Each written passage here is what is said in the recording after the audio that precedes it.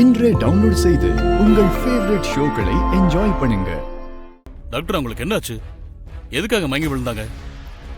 Sorry, இத எப்படி சொல்றதுன்னு தெரியல. She is pregnant.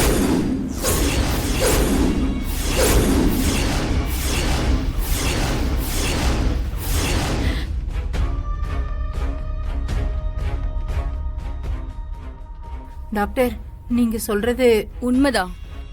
3 month பிரெக்னெண்டா இருக்காங்க. அதனால தான் திடீர்னு மயக்கம் வந்திருக்கு. என்ன சாரா இது? என்ன வருண், ஒண்ணுமே தெரியாத மாதிரி கேக்குற? இது நம்ம குழந்தை வருண். நம்ம அப்பா அம்மா ஆக போறோம். இவன் புதுசா குண்டு தூக்கி போடுறா. இது உண்மையா?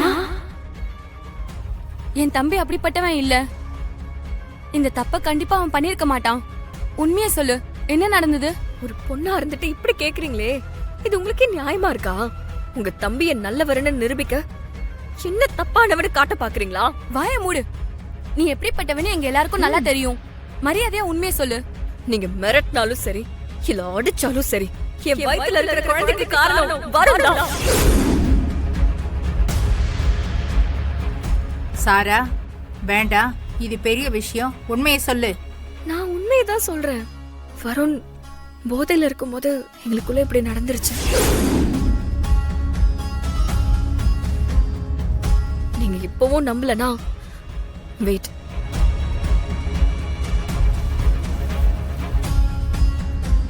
பாருங்க.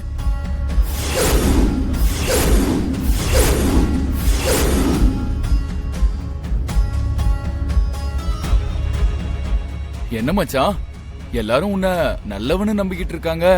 ஆனா நீ பண்ணிருக்கிறத பார்த்தா இப்ப எல்லாரும் நம்புறீங்களா? இது வருணோட குழந்தைதான். இதெல்லாம் உன் நாடகமா? இதெல்லாம் காட்டா நாங்க நம்பிடுவோமா? நீங்க நம்புங்க இல்ல நம்பாம போங்க. எனக்கு வருண் நம்பினா போதும். வருண், ப்ளீஸ் வருண், இது உன் குழந்தைதான். நீயாவது நம்பு. ப்ளீஸ் வருண், எனக்கு கைவிட்டுறாத. ப்ளீஸ் வருண். வருண், அவ பாட்டுக்கு என்னென்னமோ பேசிட்டு இருக்கா, அமைதியா இருக்க. இதுக்கு உனக்கு எந்த சம்பந்தம் இல்லைன்னு சொல்ற அவகிட்ட. வருண், அண்ணாமலை உண்மையில அசைக்க முடியாத நம்பிக்கை வச்சிருக்கா. அதை உடைச்சிடாதடா. சொல்லுடா, இதுக்கு நீ காரணம் இல்லைன்னு சொல்லுடா. வாயை திறந்து பேசுடா. இதுலதான் நம்ம குடும்ப கௌரவமே இருக்கு. அண்ணாமலை குடும்பத்துல இப்படி ஒரு அசிங்கம் நடந்ததுன்னு வெளியே தெரிஞ்சா என்ன நடக்கும்னு யோசிச்சு பாரு. இந்த தப்ப நீ பண்ணலன்னு சொல்லு. இவ்வளவு சொல்றாளே, நீ என்ன அமைதியா நிக்கிற? எங்க அமைதியா நிக்கிறாருன்னா அப்ப அவர்தான் காரணம். அதான் பேச முடியாம நிக்கிறாரு. வன்மதி, அவசரப்படாதீங்க, கொஞ்சம் பொறுமையா இருங்க. இதுக்கு மேல எப்படி பொறுமையா இருக்க முடியும்? நம்ம குடும்பம் தானே பதில் சொல்லணும். ஏன் அத அமைதியா இருக்கீங்க? நீங்க எப்படி பேசுவீங்க?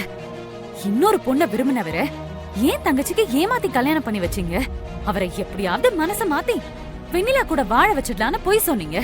ஆனா இப்போ ஒரு குழந்தைக்கு அப்பாவா வந்து நிக்கிறாரு. இனி என்ன பண்ண போறீங்க? என் தங்கச்சி வாழ்க்கைக்கு என்ன பதில்?